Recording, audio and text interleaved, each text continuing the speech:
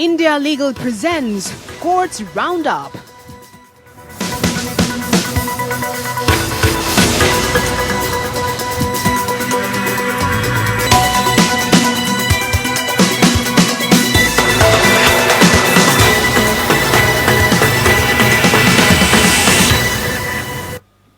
नमस्कार, स्वागत है आप सभी का आपके साथ। मैं हूं पूजा कवियागोमा। कोर्ट्स राउंडअप में अगले आधे घंटे हम आपको कोर्ट से जुड़ी तमाम छोटी बड़ी खबरों से रूबरू करवाएंगे।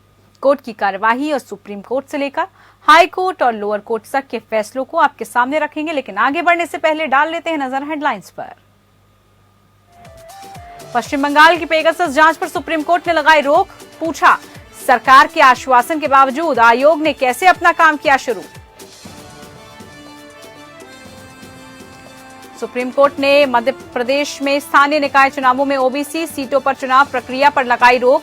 राज्य चुनाव आयोग को किया आगाह, कहा कानून के दायरे में ही रहकर चुनाव करवाया जाए। दिल्ली दंगे में कथित हेड स्पीच मामले पर सर्वोच्च न्यायालय ने दिल्ली हाई कोर्ट को 3 महीने में फैसला देने का दिया निर्देश। याचिका में सीसीटीवी फुटेज और सबूतों को संरक्षित करने की भी मांग। यूएपीए के तहत हिरासत अवधि विस्तार की दिल्ली हाईकोर्ट करेगा जांच। 90 दिनों के निर्धारित समय के भीतर जांच पूरा करने पर जाहिर की गई थी असमर्थता।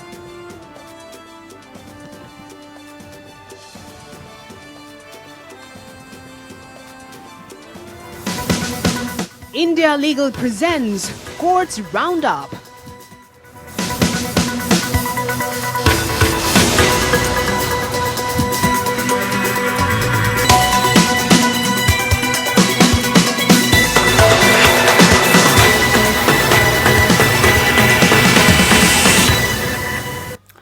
सुप्रीम कोर्ट ने पेगासस जासूसी विवाद की जांच के लिए पश्चिम बंगाल सरकार की ओर से नियुक्त आयोग पर रोक लगा दी है। पश्चिम बंगाल सरकार ने पूर्व न्यायाधीश मदन बी लोकुर के नेतृत्व में नियुक्त आयोग का गठन किया था।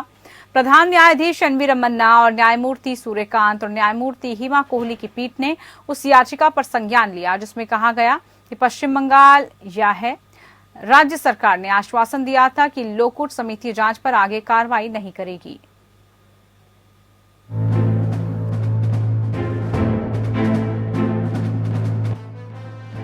पेगासस मामले में सुप्रीम कोर्ट ने ममता बनर्जी को झटका दिया है। कोर्ट ने ममता सरकार को नोटिस जारी करते हुए पेगासस मामले में की जा रही जांच पर रोक लगाई है। ये न्यायिक जांच पूर्व न्यायाधीश न्यायमूर्ति मदन बी लोकुर के नेतृत्व में की जा रही थी। पश्चिम बंगाल सरकार ने ये जांच आयोग गठित किया था। अब सुप्रीम कोर्ट ने नोटिस जारी कर आयोग के काम को रोकने का आदेश दिया है। प्रधान न्यायाधीश एनवी रमन्ना की अगुवाई वाली पीठ ने आयोग द्वारा कार्यवाही करने पर नाखुशी व्यक्त की, क्योंकि सुप्रीम कोर्ट ने मामले की जांच के लिए एक स्वतंत्र समिति का गठन किया है। सुनवाई के दौरान याचिकाकर्ता NGO global village foundation charitable trust की ओर से वरिष्ठ अधिवक्ता हरीश साल्वे ने प्रस्तुत किया कि वे पश्चिम बंगाल आयोग की कार्यवाही को चुनौती दे रहे हैं। सीजेआई रमन्ना ने तब पश्चिम बंगाल राज्य की ओर से पेश वरिष्ठ अधिवक्ता डॉक्टर अभिषेक मनु सिंघवी से पूछा कि उनके द्वारा दिए गए मौखिक वचन का क्या हुआ, कि राज्य सरकार मामले को आगे नहीं बढ़ाएगी। सिंघवी ने जवाब दिया कि राज्य सरकार आयोग को नियंत्रित नहीं कर सकती। सीजेआई ने कहा, हम राज्य की स्थिति को समझते हैं, सभी पक्षों को नोटिस जारी करें, हम कार्यवाही पर रोक लगाते हैं। न्यायमूर्ति सूर्यकांत और न्यायमूर्ति हिमा कोहली की पीठ ने आयोग को नोटिस जारी किया और उसकी कार्यवाही पर रोक लगा दी। पीठ के याचिकाकर्ता को मामले में आयोग के सचिव को पक्षकार बनाने की अनुमति दी। गुरुवार को याचिकाकर्ता NGO global village foundation charitable trust द्वारा मामले की तत्काल सूची मांगी गई थी, जिसमें कहा गया था कि पश्चिम बंगाल आयोग जांच के साथ आगे बढ़ रहा है, जबकि सुप्रीम कोर्ट ने पेगासस के आरोपी की जांच के लिए एक स्वतंत्र विशेषज्ञ समिति का गठन किया है।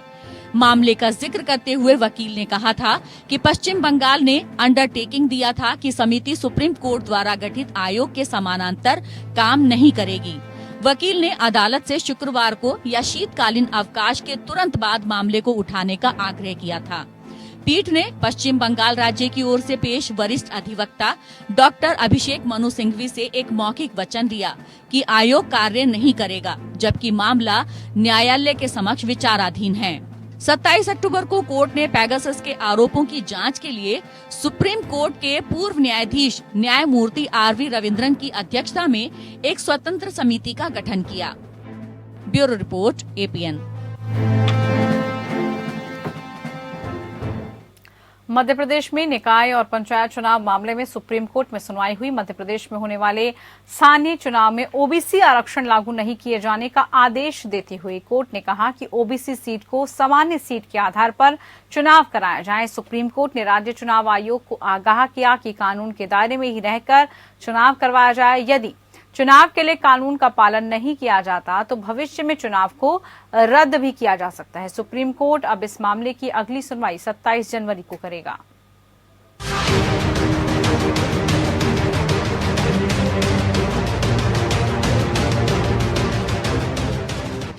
मध्य प्रदेश में पंचायत चुनाव में रोटेशन प्रक्रिया सहित अन्य प्रक्रिया का पालन न करने को लेकर सुप्रीम कोर्ट में अहम सुनवाई हुई।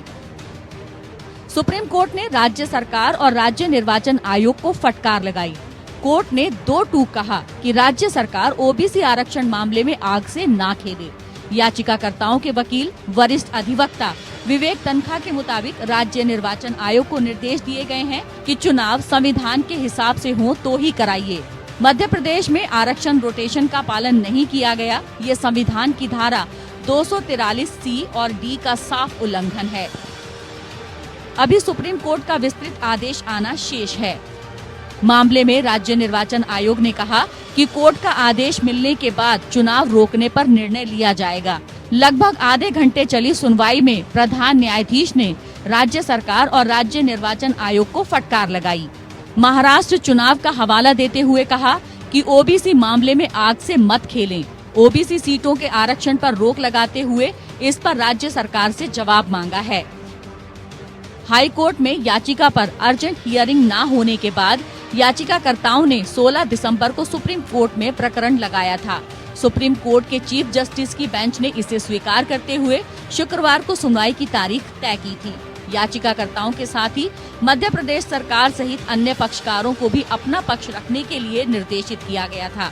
सुप्रीम कोर्ट गुरुवार को स्पष्ट कर चुका है कि मध्य प्रदेश में होने वाला त्रिस्तरीय पंचायत चुनाव आदेश के अधीन होगा। सुप्रीम कोर्ट के आदेश पर गुरुवार को याचिकाकर्ताओं ने जबलपुर हाई कोर्ट में त्रिस्तरीय पंचायत चुनाव के रोटेशन सहित अन्य प्रक्रियाओं के नियमों का पालन न करने का मामला उठाते हुए चुनाव पर रोक लगाने की मांग की थी। याचिकाकर्ताओं ने चीफ जस्टिस रवि मलिमठ और जस्टिस विजय कुमार शुक्ला की खंडपीठ से अर्जेंट हियरिंग की मांग की थी। हाई कोर्ट ने इस याचिका को खारिज करते हुए 3 जनवरी की अगली तारीख तय कर दी। पंचायत चुनाव को लेकर अलग अलग याचिकाएं दायर हुई हैं। पहले ग्वालियर खंडपीठ में मामले की सुनवाई हुई। वहां से प्रकरण मुख्य खंडपीठ पहुंची। वहां 9 दिसंबर को एक साथ सभी याचिकाओं की सुनवाई हुई। हाई कोर्ट ने पंचायत चुनाव पर रोक लगाने से मना कर दिया। तब याचिकाकर्ताओं की ओर से पेश हुए वरिष्ठ अधिवक्ता विवेक तनखा सुप्रीम कोर्ट चले गए। Bureau report, APN। Supreme court ने दिल्ली दंगा के दौरान बीजेपी नेताओं के कथित हेट स्पीच के मामले में दिल्ली हाई कोर्ट से 3 महीने में फैसला करने को कहा। सुनवाई के दौरान कोर्ट ने कहा, फिलहाल हम इस याचिका पर हाई कोर्ट से जल्द सुनवाई के लिए कह सकते हैं। दरअसल दिल्ली दंगों के 3 पीड़ितों द्वारा बीजेपी नेताओं कपिल मिश्रा, अनुराग ठाकुर और परवेश वर्मा और अभय वर्मा के खिलाफ FIR दर्ज करने और SIT जांच करने की मांग की गई थी। इसके अलावा याचिकाकर्ताओं ने दंगों के मामलों की जांच, पीड़ितों के लिए मुआवजा और घटना की CCTV फुटेज और सबूतों को संरक्षित करने की भी मांग की गई थी। जस्टिस L नागेश्वर राय और BR गवई की बेंच ने दिल्ली दंगों के 3 पीड़ितों द्वारा दायर एक याचिका पर सुनवाई कर रही थी, जिसमें कहा गया था कि वो उम्मीद खो रहे थे क्योंकि दिल्ली उच्च न्यायालय उनके मामले की सुनवाई नहीं कर रहा था। याचिका में, जिसमें बीजेपी नेताओं पर दंगा भड़काने के हेट स्पीच देने पर FIR दर्ज कर कार्रवाई करने की मांग की गई है। याचिकाकर्ता की ओर से पेश वरिष्ठ अधिवक्ता कॉलिन गोजाविल्स ने तर्क दिया कि उच्च न्यायालय के समक्ष याचिका में कोई प्रगति नहीं हुई। भले ही सर्वोच्च न्यायालय ने पहले ही उच्च न्यायालय पर शीघ्र निर्णय लेने का निर्देश दिया था। एडवोकेट ऑन रिकॉर्ड सत्यमित्रा द्वारा दायर याचिका में याचिकाकर्ताओं ने कहा कि उनका मामला पिछले साल सितंबर में अंतिम बहस के लिए पोस्ट किया गया था। हालांकि मुख्य न्यायाधीश DN पटेल की अगुवाई वाली पीठ ने कहा कि वो जामिया मामले की सुनवाई के बाद दिल्ली दंगों के मामलों को लेगी। उसके बाद मामले में केवल स्थगन की श्रृंखला रही। ये बताया गया था कि इसके बाद पीठ ने एक आदेश पारित करने के लिए उच्च न्यायालय को 3 महीने की अवधि के भीतर मामले को शीघ्रता से तय करने के लिए कहा है। वहीं दिल्ली उच्च न्यायालय गैर कानूनी गतिविधि रोकथाम अधिनियम के तहत पूर्व प्रभारी नजरबंदी के विस्तार के लिए आवश्यक सीमा की इस आधार पर जांच करने के लिए तैयार है। जांच 90 दिनों के निर्धारित समय के भीतर पूरी नहीं की जा सकती। न्यायमूर्ति सिद्धार्थ मृदुल और न्यायमूर्ति अनूप जयराम भंबानी की खंडपीठ ने इस साल की शुरुआत में दिल्ली पुलिस द्वारा गिरफ्तार किए गए एक संदिग्ध आतंकवादी जिशान कमर द्वारा दायर याचिका पर नोटिस जारी किया था।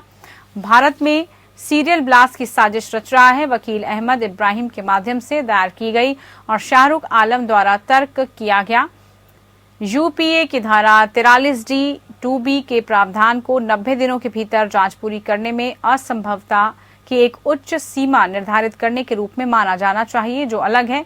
दंड प्रक्रिया संहिता की धारा 167 में उल्लेखित पर्याप्त आधार की दहलीज से आलम ने तर्क दिया कि यूएपीए की उक्त धारा की प्रभावी रूप से मतलब है कि जांच अधिकारी को यह साबित करना होगा कि उनके लिए 90 दिनों के निर्धारित समय के तहत जांच पूरी करना असंभव था और उसके बाद ही प्री चार्ज डिटेंशन पर विस्तार किया जा सकता है। याचिका में आगे कहा गया कि यूपीए में असंभवता की उच्च सीमा को अच्छे कारण के लिए डाला गया है, क्योंकि ये एक विशेष अधिनियम है जो पहले से ही अभियुक्त की पूर्व प्रभारी हिरासत के लिए 90 दिनों की असाधारण लंबी अवधि की हिरासत प्रदान करता है, जो कि एक आपराधिक न्यायशास्त्र में अपवाद है। इसलिए ये तर्क दिया गया है कि बिना किसी आरोप के नजरबंदी की अवधि के किसी भी विस्तार का मूल्यांकन उच्च सीमा पर किया जाना चाहिए। मेघालय हाईकोर्ट ने राज्य सरकार से कहा कि वो टीकाकरण अभियान पर नरम ना पड़े, लोगों को टीकाकरण के लिए राजी करने की कोशिश करती रहे, यहां तक कि यदि वो टीकाकरण से इनकार करते हैं तो उन्हें निरुत्साहित करने का प्रावधान करे। हाईकोर्ट राज्य में कोविड महामारी के निस्तारण के संबंध में दायर एक जनहित याचिका पर सुनवाई कर रही थी। चीफ जस्टिस संजीव बनर्जी और जस्टिस W डिंगदोह की खंडपीठ ने उक्त निर्देश जारी किए। याचिका पर अगली सुनवाई फरवरी 2022 में होगी। 6 दिसंबर को कोर्ट ने नोट किया था कि टीकाकरण के संबंध में कुछ क्षेत्र में हिचक रही है, इसलिए कोर्ट ने राज्य सरकार को जागरूकता अभियान चलाने का निर्देश दिया। साथ ही कहा कि लोगों को खुद के लिए ही नहीं बल्कि दूसरों के लिए भी सुरक्षा की टीकाकरण को लगाना चाहिए। कोर्ट ने इसके लिए आक्रामक नीति अपनाने को कहा। 6 दिसंबर को कोर्ट ने राज्य सरकार, जिला परिषदों, मेघालय राज्य कानूनी सेवा प्राधिकरण समेत अन्य प्राधिकरणों को लोगों को जागरूक करने और उन्हें टीकाकरण के लिए मनाने के लिए एक अभियान चलाने का कहा। न्यायालय ने राज्य को नियम या दिशा निर्देश बनाने की छूट भी दी थी ताकि टीकाकरण कराने की इच्छुक व्यक्ति दूसरों के सामने खुद को एक्सपोज न करे। उल्लेखनीय हो कि मेघालय हाईकोर्ट ने पहले ही कह दिया था कि अनिवार्य या बलपूर्वक टीकाकरण कानून द्वारा समर्थित नहीं है और इसलिए इसे गैरकानूनी घोषित किया जाना चाहिए। मेघालय हाईकोर्ट ने पुट्टास्वामी के फैसले पर प्रमुख रूप से भरोसा करते हुए अनिवार्य टीकाकरण को निजता के मौलिक अधिकार के उल्लंघन के रूप में माना था।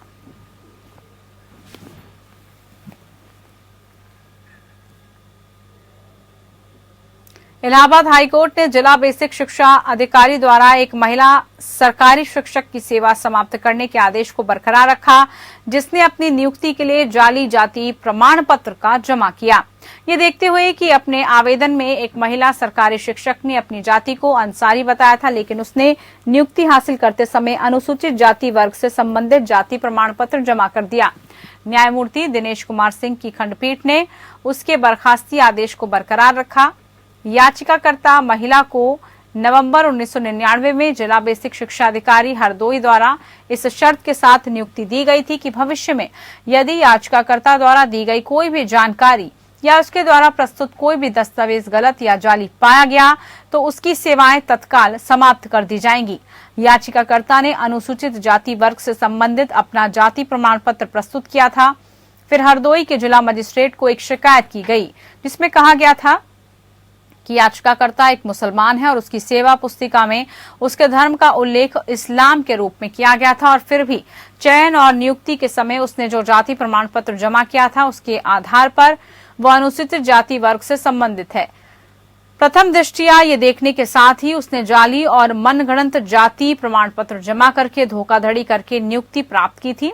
स्पष्टीकरण के लिए एक नोटिस जारी किया गया। हालांकि याचिकाकर्ता ने आरोपों के लिए कोई स्पष्टीकरण नहीं दिया और इस प्रकार उसकी सेवाएं समाप्त कर दी गई। उसी को चुनौती देते हुए उसने ये कहते हुए हाईकोर्ट का रुख किया कि उसने नौकरी हासिल करने के लिए कभी भी जाति प्रमाण पत्र जमा ही नहीं किया था। वहीं केरल हाईकोर्ट ने हाल ही में केंद्र सरकार को शैक्षणिक संस्थानों में एडमिशन और सार्वजनिक नियुक्तियों के मामलों में ट्रांसजेंडर समुदाय को आरक्षण प्रदान करने के लिए उठाए गए कदमों को प्रस्तुत करने का निर्देश दिया। कोर्ट 2019 में दायर एक याचिका पर फैसला सुना रही थी, जिसमें सुप्रीम कोर्ट के नालसा के फैसले के अनुसार ट्रांसजेंडरों की पीड़ा, भाग्य और दुर्दशा को दूर करने के लिए राज्य को सकारात्मक कदम उठाने की मांग की गई थी। मुख्य न्यायाधीश एस मणिकुमार और न्यायमूर्ति शाजी पी चाली की खंडपीठ ने इस मामले में अतिरिक्त प्रतिवादी के रूप में सरकार, सामाजिक न्याय और अधिकारिता विभाग, भारत संघ के सचिव की ओर से स्वतः संज्ञान लागू करने के बाद निर्देश जारी किया। 2 साल से कोई संपर्क न होने के बावजूद इद्दत का पालन करने से छूट न देने के मामले में फैमिली कोर्ट की निष्क्रियता के खिलाफ महिला ने केरल हाईकोर्ट का रुख किया।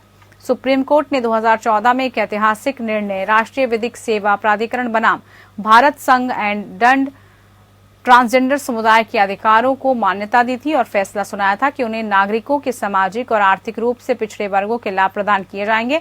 इस निर्णय के आधार पर याचिकाकर्ता, जो समुदाय के सदस्य है, उसने घोषणा की थी ट्रांसजेंडर राज्य के तहत रोजगार के लिए आरक्षण के साथ साथ भारत के संविधान अनुच्छेद 14, 19 और 21 के आधार पर सरकारी शैक्षणिक संस्थानों में प्रवेश का हकदार है। याचिकाकर्ता की ओर से पेश अधिवक्ता तुलसी के राज ने कहा कि राज्य सरकार ने शैक्षणिक संस्थानों में प्रवेश के मामले में ट्रांसजेंडरों के लिए आरक्षण प्रदान करने का आदेश जारी किया था। बेंच ने कहा कि उसके सामने उठाए गए कदमों के बारे में कोई सामग्री उपलब्ध नहीं कराई गई, खासकर सार्वजनिक रोजगार में आरक्षण के संबंध में। मथुरा कोर्ट के समक्ष श्री कृष्ण जन्मभूमि शाही ईदगाह विवाद मामले में एक आवेदन दायर किया गया, जिसमें अदालत से शाही ईदगाह और बगल की सड़क पर भी जाने वाली नमाज को रोकने के लिए निर्देश देने की मांग की गई। कृष्ण जन्मभूमि मुक्ति आंदोलन समिति के अध्यक्ष एडवोकेट महेंद्र प्रताप सिंह ने याचिका दायर की। याचिका में कहा गया कि ये हिंदू पक्षकारों की संपत्ति है। ईदगाह परिसर में कभी भी नमाज अदा नहीं की गई थी, लेकिन पिछले कुछ वर्षों से विरोधी पक्ष जानबूझकर 5 बार नमाज अदा कर रहा है, जो कानूनी रूप से अस्वीकार्य है। पवित्र कुरान के अनुसार भी विवादित भूमि पर नमाज नहीं पढ़ी जा सकती। विरोधी जानबूझकर सांप्रदायिक सद्भाव बिगाड़ने की कोशिश कर रहे हैं और वो सड़क पर ही नमाज पढ़ रहे हैं।